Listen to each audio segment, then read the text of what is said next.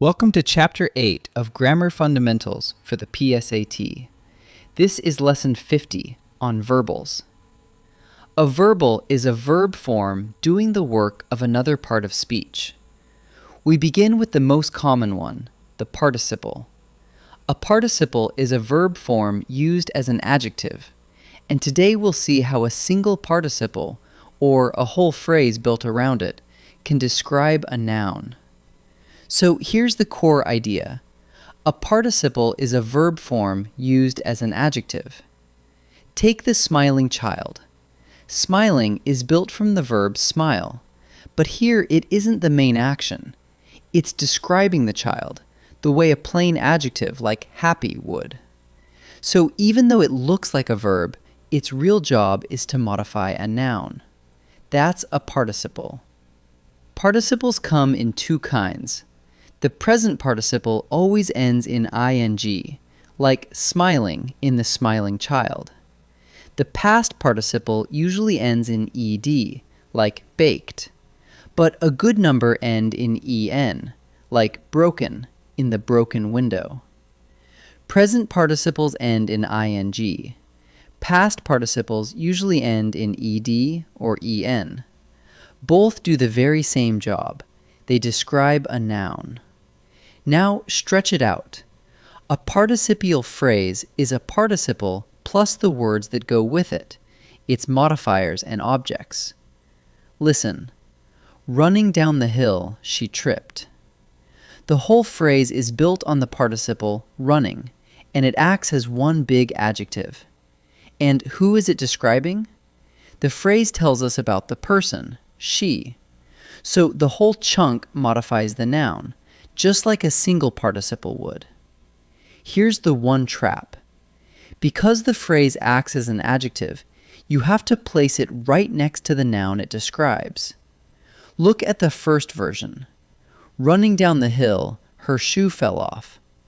That literally says the shoe was running, which is nonsense.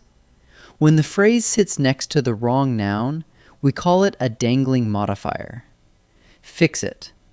Running down the hill, she lost her shoe. Now she is the one running, so keep the phrase beside the right noun. So here's your quick check.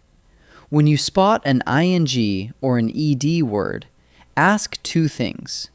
First, is it a verb form, ending in ing, ed, or en? Second, is it describing a noun rather than acting as the main verb? If the answer to both is yes, you found a participle.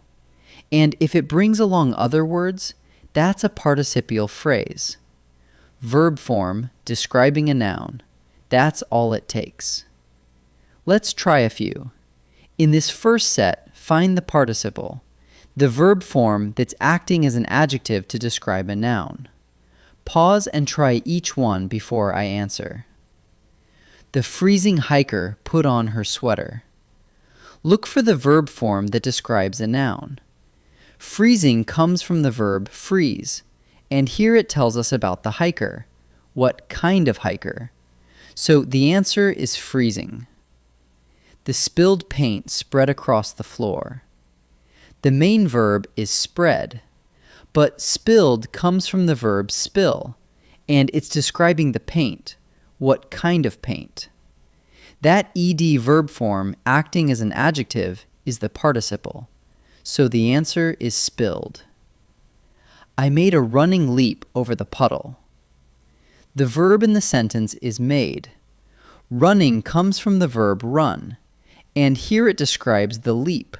What kind of leap? A verb form describing a noun, so the answer is running. Now each sentence has a participial phrase. Find the noun or pronoun that the whole phrase describes. Remember, it should be the word sitting right next to the phrase. Pause and try each one. Carrying plenty of water, we set out for the summit. The phrase carrying plenty of water describes whoever was carrying it. Who was that? We were. The phrase modifies the pronoun we, so the answer is we. The tall man wearing the gray suit is a judge. The phrase wearing the gray suit tells us which man we mean. It sits right next to man, and it's describing him. So the answer is man. Surprised by the gift, grandmother began to cry. The phrase surprised by the gift describes whoever was surprised. That's grandmother, sitting right next to the phrase. So the answer is grandmother. Let's wrap up. A participle is a verb form used as an adjective. The present participle ends in ing, like the smiling child. And the past participle usually ends in ed or en, like the broken window. A participial phrase is that participle plus its modifiers, and the whole phrase still works as one adjective.